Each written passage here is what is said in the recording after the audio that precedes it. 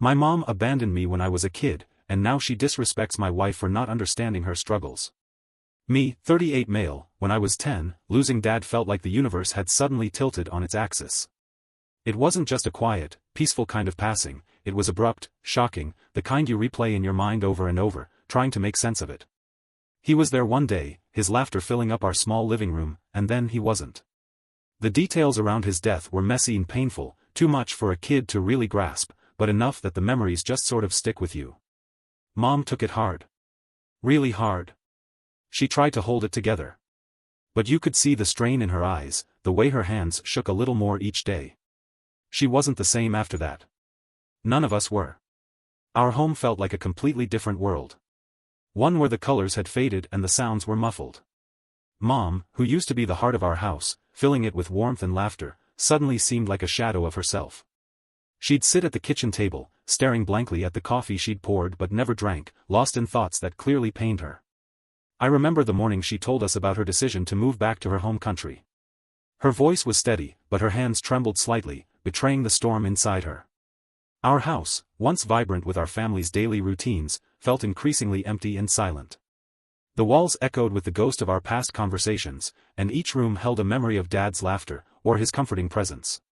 Being there, Mom said, was too much of a reminder of what we'd lost. She needed space to grieve away from the environment that echoed his absence. I need some time to heal, to find some peace. The word temporary hung in the air, but as a kid, I didn't grasp the full weight of what was happening. I just nodded, thinking she'd be back soon, that this was just a short break and everything would go back to normal. Mom's move, intended to be a brief escape from her grief, became a permanent arrangement. Her brief visits were filled with awkwardness, and a palpable tension, as if she was a guest rather than the mother who had raised us. I could see the guilt in her eyes. The struggle to reconnect with the children who felt more like strangers now. As weeks turned into months and then years, the reality of her prolonged absence settled in. Birthdays and holidays came and went without her. Phone calls were our only bridge, her voice becoming less familiar over time, strained with a sadness that didn't seem to fade. Each call was a reminder of the widening gap between our old life with Dad and our new reality.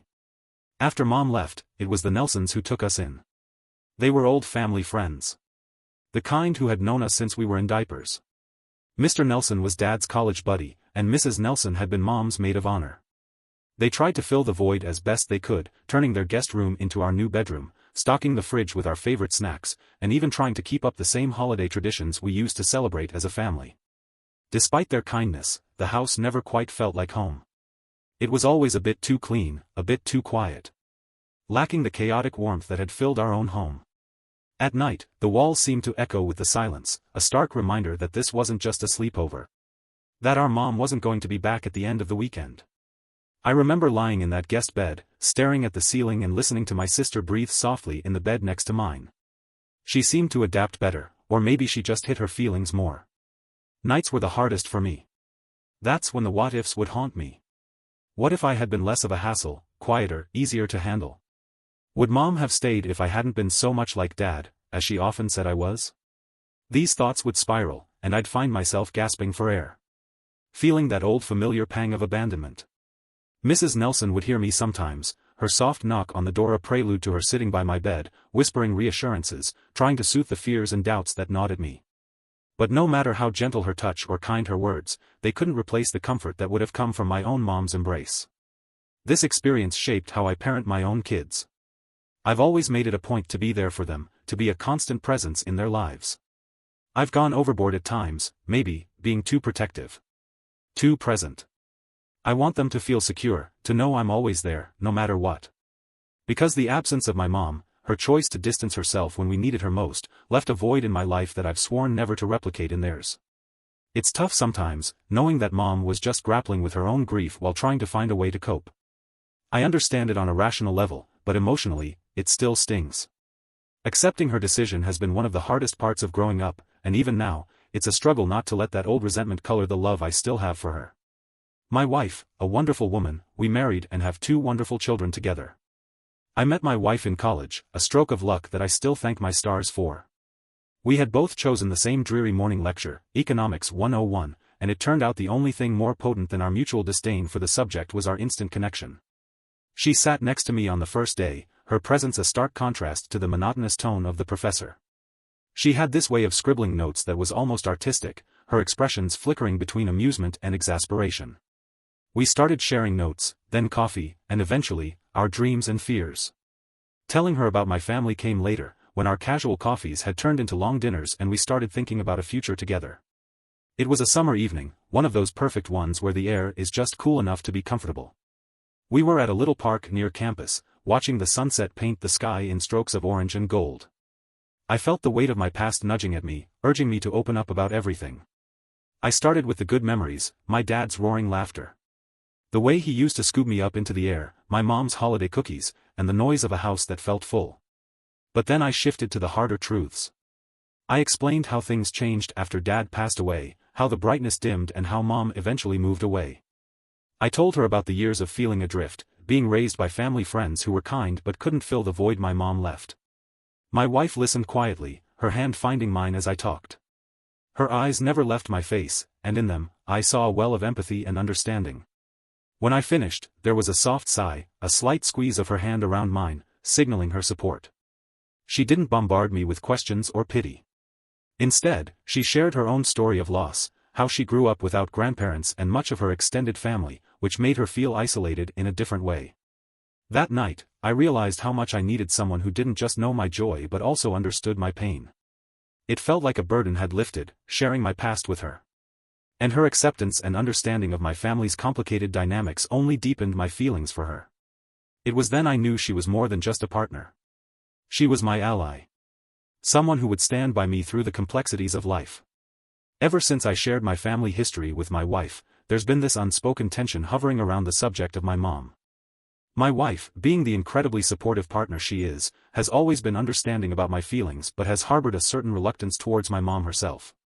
It's not out of malice or disrespect. It's more about her struggle to reconcile the abandonment I felt as a child. With the woman she's met a few times since we got married, I've tried to explain to her that my mom was just trying to cope in her own way after my dad's death. She was grieving, lost without him, I'd say, hoping to bridge the emotional gap that my mom's departure had created not just in my life but now in our marriage too. It wasn't that she didn't love us, she just needed time. But to my wife, who sees the world through lenses tinted with fierce loyalty to family, the idea that a mother could leave her children in the care of others, regardless of the circumstances, is a pill too bitter to swallow. She's never rude about it, never dismissive of my ongoing relationship with my mom. She encourages me to call her, supports my trips back home to see her, and she's always the first to suggest we send gifts on Mother's Day. But she remains distant, a polite coldness setting the boundaries of their interaction. During family gatherings or holiday dinners when my mom is around, my wife is cordial, but distant. She'll smile. Engage in small talk, but there's a guardedness in her eyes, a firm line drawn that everyone seems to understand. I'm here for you, she whispers to me, squeezing my hand under the table, a silent reassurance that her stance isn't meant to hurt me, but a boundary she sets for herself. It's a delicate balance, navigating this quiet standoff between them. I often find myself in the middle, an interpreter translating not just words but emotions and unspoken thoughts. I tell my mom. She's just fiercely protective of those she loves. Hoping to soften her hurt at my wife's standoffish demeanor. To my wife, I gently remind, Mom has her flaws, but she regrets those years away, trying to kindle empathy in the ashes of past grievances. This dynamic, though far from ideal, has become a part of our life's rhythm.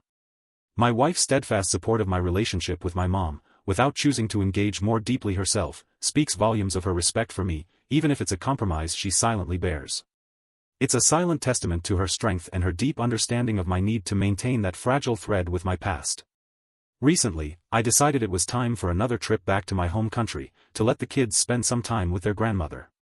My wife couldn't make it due to her demanding job, and while she encouraged us to go, I could tell she was relieved not to face the tension that usually accompanied these visits. I explained the situation to my mom when we landed, and she nodded, saying she understood, but her disappointment was palpable. The first few days were a blur of activities. My mom went all out, taking the kids to local parks and museums, filling our days with laughter and stories, almost as if making up for all the missed time. In those moments, watching her with the kids, it was easy to forget the complex layers of emotions that usually clouded her visits back home. The evening had started off well enough. We were at my mom's house, my aunt's laughter echoing through the kitchen as she cooked, the smell of spices filling the air, a reminder of so many childhood meals. It felt good to be home. Even if home now had the bittersweet edge of missing voices and past grievances. My mom and my aunt, they've always had this way of making even the simplest meal feel like a feast, and tonight was no exception. I was looking forward to a quiet evening, just family, sharing stories and catching up. The kids, exhausted by the day's adventures, fell asleep almost as soon as their heads hit the pillows. I kissed them goodnight and headed downstairs where my mom and aunt were in the kitchen, glasses of wine in hand, ostensibly relaxed. The murmur of their conversation greeted me as I approached, but it was my wife's name that caught my attention, halting my steps. "She thinks she's too good for us," my aunt's voice floated up, tinged with resentment. There was a clink of glass, probably my mom nodding in agreement as she added, "Yes, but don't bring it up around him. She's a snob, but it's not worth the argument." It stung, hearing that. There in the dim light of the stairwell, a knot tightened in my stomach.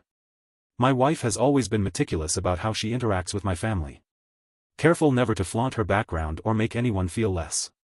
She'd go out of her way to connect, to show interest in their lives, even if it meant stepping out of her comfort zone.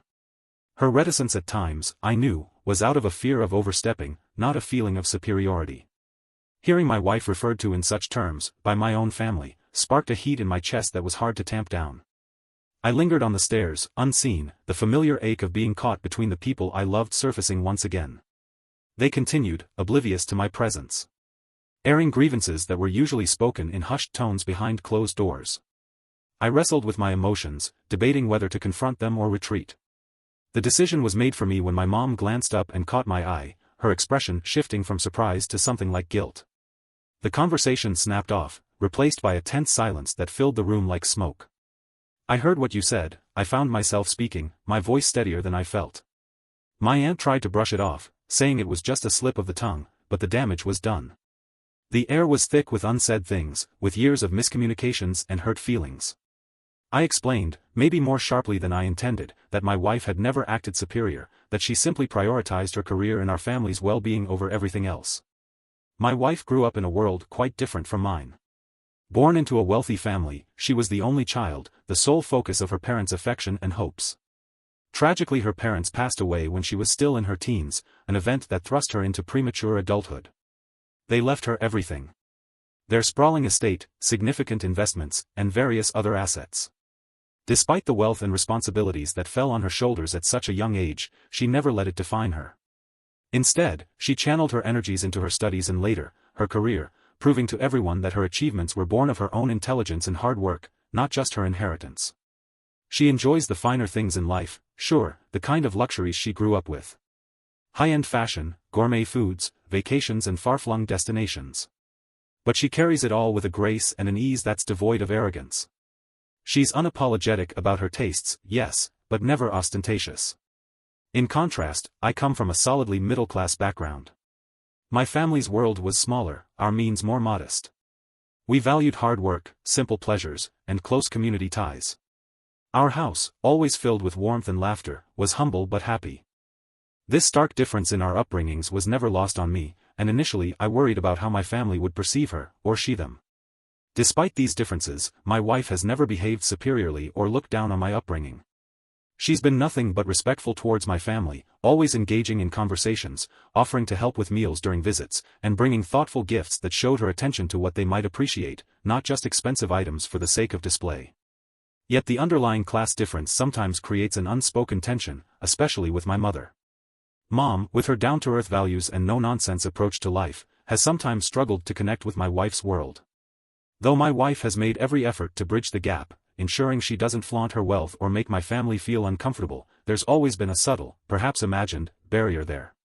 This difference in backgrounds is sometimes amplified by the innocuous comments at family gatherings, or the slightly too long glances at my wife's designer clothes and accessories.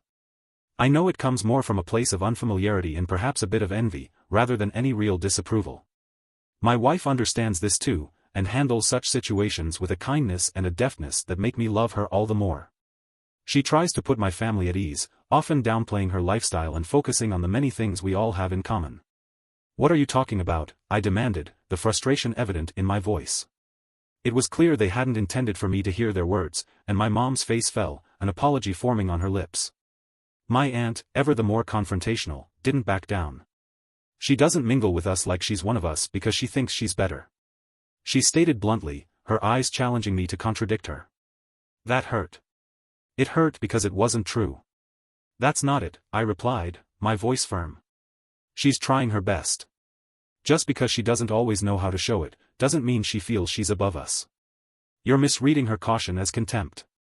My mom, softer, more apologetic, tried to soothe the rising tension. We're just not used to her ways, that's all. Maybe we misjudged her a bit. She conceded, her eyes avoiding mine. But the damage was done.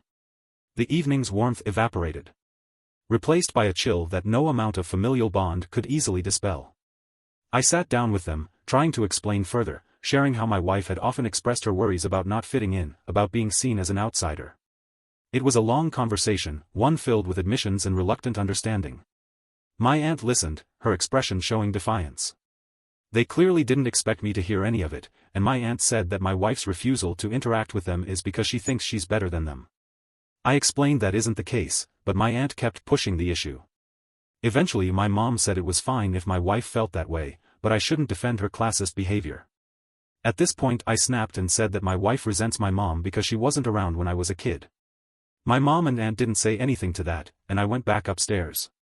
After the conversation with my mom and aunt, the house felt colder, quieter. I needed to clear my head, so I stepped out onto the back porch, the night air crisp against my skin. Pulling out my phone, I sent a quick text to my sister, hoping she could offer some perspective.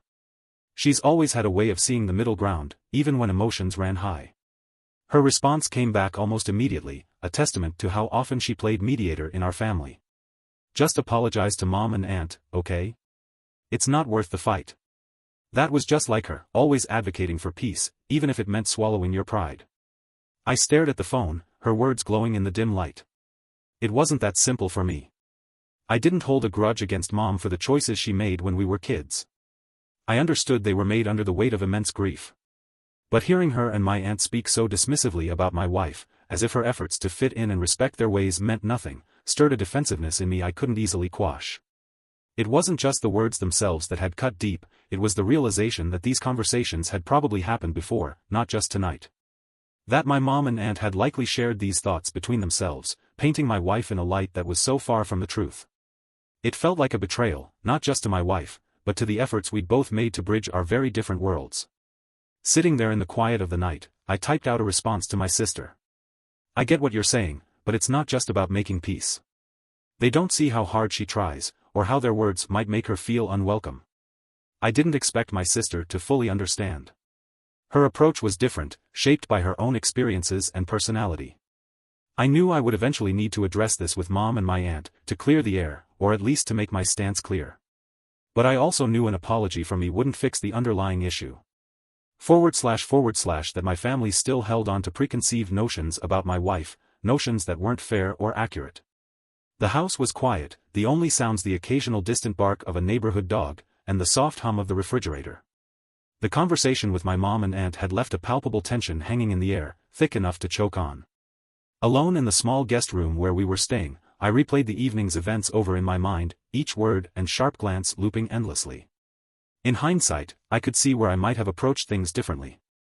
Maybe I could have been calmer, more diplomatic, instead of letting my emotions get the best of me.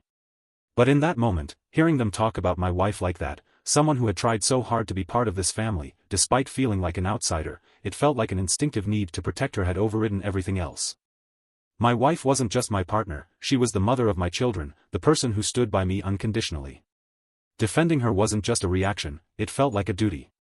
I leaned back against the headboard, the mattress creaking slightly under my weight. The room was filled with old family photos and knickknacks, a stark reminder of the deep roots and history my family had in this place.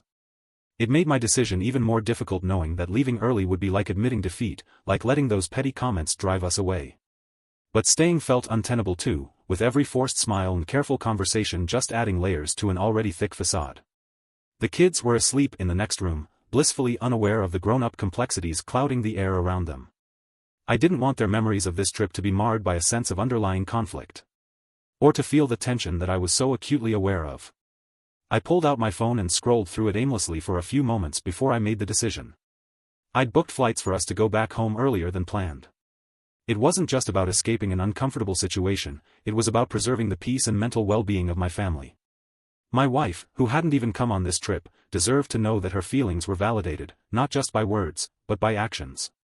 As I looked up flights, I realized this was more than just a logistical change, it was a statement.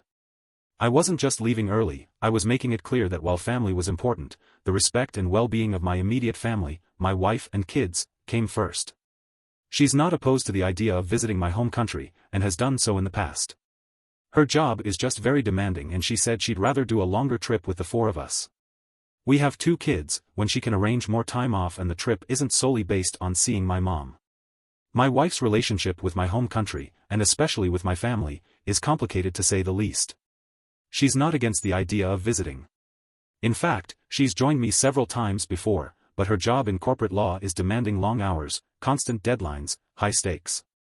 That kind of pressure doesn't pause for anything. Not even family trips across the globe. She's practical about it. She told me once over a late dinner while the kids were already in bed, that she would rather wait and take a longer trip together with the 4 of us. If we're going to travel that far, let's make it a real vacation. Not just a quick visit. She had said. Her logic was sound, it wasn't just about the travel time but also about the opportunity to truly relax and enjoy each other's company, without the shadow of obligations or past tensions lurking in the background.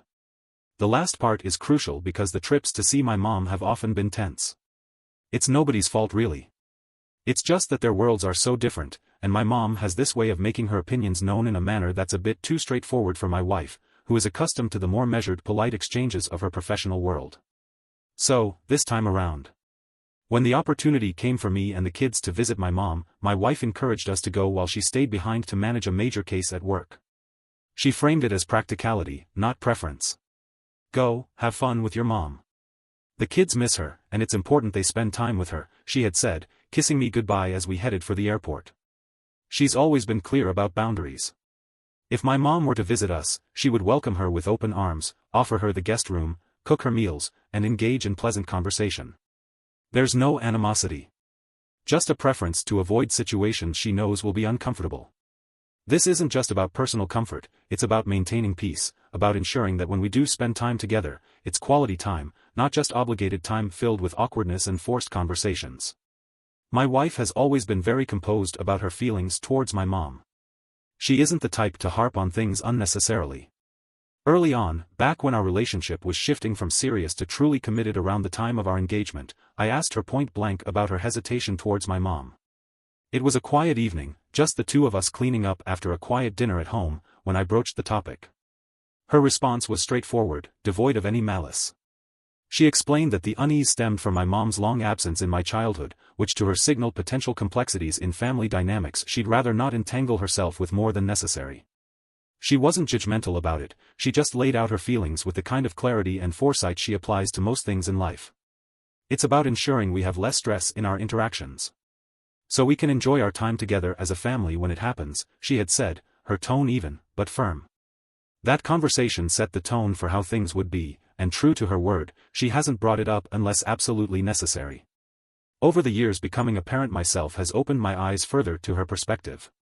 The thought of not being there for my kids, of leaving them prematurely, is unbearable. I see now how my wife's understanding of family and commitment could be so deeply affected by my mom's choices. Having children has a way of amplifying the protective instincts, the desire for stability and presence. It's clarified for me why my wife places such a premium on these qualities, and it's helped me appreciate her stance, even if I don't always fully share her reservations. Update. It's been a few months since I made my post. After reading your comments, I realized it would be rash to leave without trying to sort things out, so I had a conversation with my mom the next morning when my aunt was out and my kids were still in bed. The morning after the tense conversation with my mom and aunt, I approached my mom for a private talk. The house was quiet, with soft light filtering through the curtains, casting a calm over the living room where we decided to sit down. I could tell she was apprehensive about the discussion, perhaps worried about more confrontations. I started by apologizing for my outburst the previous night. My tone was firm yet conciliatory. I wanted to clear the air but also to stand by my wife's perspective, which I felt was important to communicate clearly. I'm sorry for how I reacted, I began. We need to talk about why you think it's okay to say those things about my wife. My mom nodded, her expression one of regret mixed with a hint of defensiveness. She listened as I reiterated that the comments I overheard were hurtful, and simply, not true. If there are issues, we should be able to discuss them openly, not just let them fester, I added, hoping to establish a more open line of communication. My mom sighed. A long weary exhalation that seemed to carry the weight of the past decades. I understand, but you need to see where I'm coming from too. She responded. She then explained how isolating it was for her after my dad passed away, how she needed to be around her own family back home to grieve. It wasn't about escaping from you or your sister, she insisted. I listened, trying to bridge my understanding with her experience. I get that, Mom, and I don't think anyone faults you for needing support, I said. But my wife sees it differently. She can't understand leaving kids behind during such a critical time, regardless of the grief. My mom bristled slightly at this. It's unfair for her to judge my actions from back then. She wasn't there. She didn't see the pain I was in. Her voice broke a little, her eyes conveying the turmoil of those days. You and your sister don't hold it against me, do you? I shook my head, trying to reassure her while also explaining my wife's point of view. We don't resent you, Mom, because we love you and we know you did what you felt was necessary. But you have to understand that my wife views family responsibilities differently, especially now that we have our own kids. The conversation moved slowly, with pauses that were filled with unspoken thoughts and regrets. I stressed that my wife's feelings were valid, just as her actions had been to her at the time. It's not about right or wrong, I concluded. It's about understanding each other's perspectives and finding a way to respect them. I can't make my wife forgive you, Mom, I said, trying to keep my voice even despite the frustration building inside me. And I need you to stop speaking poorly about her. It's important you tell Aunt Jane to do the same. Mom listened. Her expression a mix of understanding and helplessness. I'll do what I can, you know I will, she replied. But then she added, but I can't control what your aunt says or does, she has her opinions. This response frustrated me further. But don't you see? It's not just about opinions, it's about respect. If there's talk like that going on, it creates an environment I don't want around our kids. They pick up on everything, Mom. The idea of my children overhearing such comments about their mother worried me deeply. I can't be comfortable in a place where my wife, their mom, is disrespected. It's not just about us adults, it's about what kind of example we set for them. Mom nodded slowly, seemingly understanding the gravity of my concerns, but she held firm on her stance about my aunt. I'll talk to her, I promise. I'll try to make her see. But you know how she is, stubborn, and I can't openly criticize her. She's helped me through a lot. The room fell silent for a moment as I processed her words. The sunlight streaming through the window cast long shadows across the floor. A stark reminder of the day moving forward while we seemed stuck in this impasse. I looked at my mom, seeing the years of strain etched into her face, realizing that her relationship with her sister was just as complex as any other family dynamic. I understand she's family, I finally said. And I get that you've supported each other through thick and thin. But this is important. It's about protecting my family's well-being. Mom sighed, a sound of resignation mixed with resolve. I'll do my best, she repeated, her tone more assured this time. No one should feel unwelcome in my home.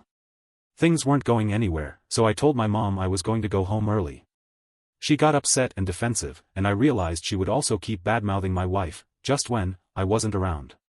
That was the final straw. I went back upstairs and got flights for the next day. I sent my wife a text saying we'd be home early and I'd explain when I got back, but everyone was alive and healthy. She said that she was looking forward to it and asked if I wanted to call, but I just wanted to do it all in person. The next 24 hours in my mom's house were like walking on a tightrope, each of us carefully navigating around the tension that had settled in the air after our talk. The house, usually filled with the comforting smells of home-cooked meals and the sounds of casual family chatter, now felt unnaturally quiet, as if everyone was holding their breath, waiting for something to break the silence. As we packed up our things, the kids obliviously chattered about the trip, unaware of the undercurrents swirling around them. They were excited about going home. Talking nonstop about showing their mom the souvenirs they had picked out for her. I tried to match their enthusiasm, but my mind was preoccupied with the conversation I'd had with my mom and the unresolved issues it left hanging between us. Finally, with our bags packed and the car loaded, I went to say goodbye to my mom. She stood in the doorway, her posture tense. There was a vulnerability in her eyes that I hadn't seen in a long time. When will I see you and the kids again? She asked, her voice thick with emotion. I took a deep breath, knowing my answer would be difficult for her to hear. Mom, I want you in our lives, you know that. But things need to change before we come back. My wife deserves to be treated with respect, and I can't justify bringing the kids into a situation where that might not happen. The words hung heavily between us. Mom looked down, nodding slowly. I understand, she murmured. I'll work on things with your aunt. I promise. Her voice was sincere, and I believed her intent.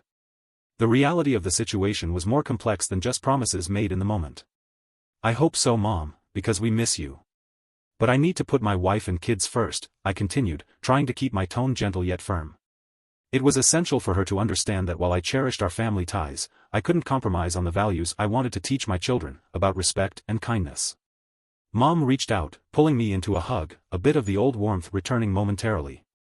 Give them my love, she said, her voice muffled against my shoulder. Tell them Grandma thinks about them every day. As I got into the car and drove away, the image of my mom standing in the doorway lingered in my rearview mirror. When I got home, the sense of relief was palpable.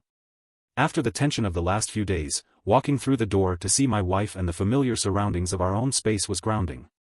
She greeted me with a hug that seemed to physically lift the weight off my shoulders. The kids were already asleep, the house quiet except for the soft hum of the dishwasher in the background. We settled down in the living room, her on the couch with a cup of tea. Me in the armchair across from her. She waited patiently as I recounted everything that had happened, my conversation with my mom, the awkward silence that followed, and the strained goodbye. When I told her about what happened, about the comments my mom and aunt had made, she let out a small laugh, more out of resignation than amusement. Well, I'm glad I only got upgraded to a snob, she said wryly. It could have been much worse. Her attempt at lightening the mood was appreciated, but her eyes were serious, concerned about the impact of what had transpired. I stood up for you, I said, wanting her to know that her dignity was something I defended unequivocally. I made it clear that we couldn't just brush those comments under the rug. She reached across to squeeze my hand, her smile warm.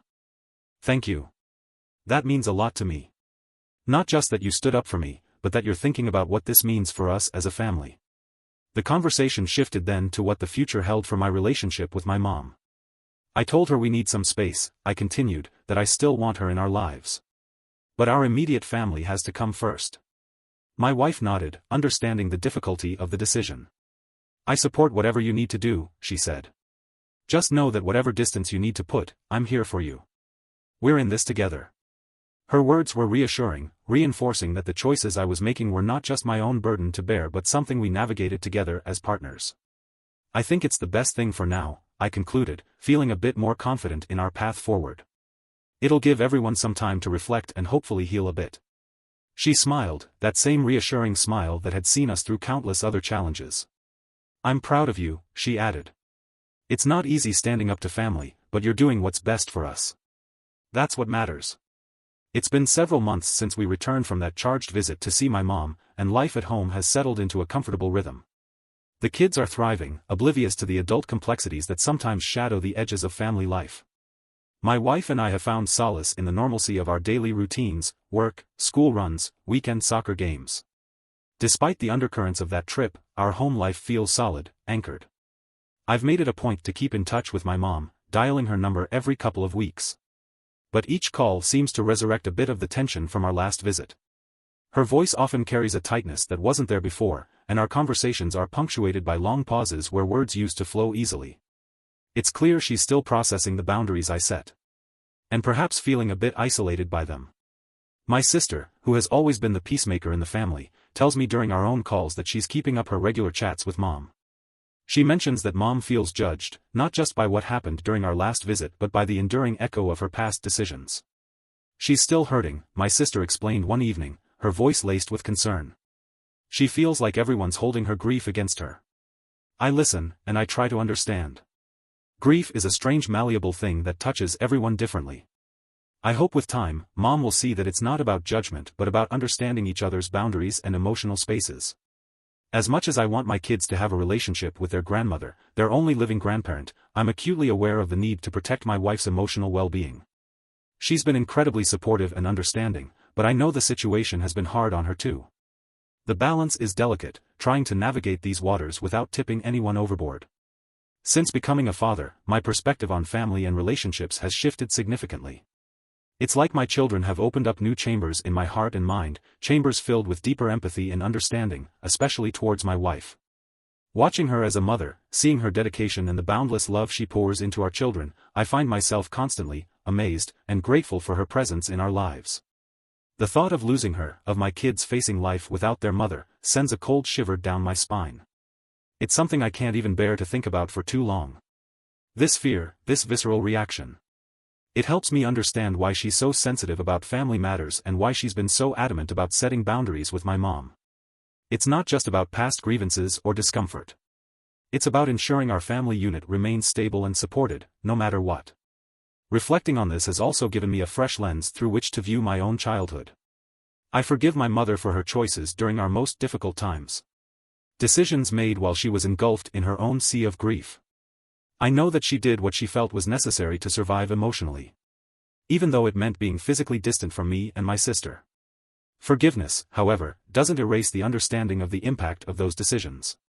It doesn't wipe away the fact that those choices left marks, shaping how I view relationships and responsibilities.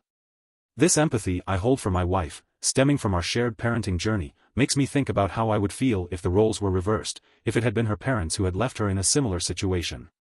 Honestly, I doubt I could easily forgive such an action. The mere idea stirs a protective instinct in me that is fierce and uncompromising. I would want to shield her from that kind of pain, just as I try to protect our children from any hurt or unnecessary hardship. This has led to many conversations between us, sometimes late into the night when the world is quiet and it's just the two of us, sharing our thoughts and fears. These discussions are sometimes tough, but they're always cathartic. They bring us closer, aligning our understanding and approach to how we manage our relationships with our extended family. Thanks for all your advice. For those of you who said I should get therapy, I am doing fine, but thanks for the concern. Thank you for watching. For more videos like this, remember to like and subscribe.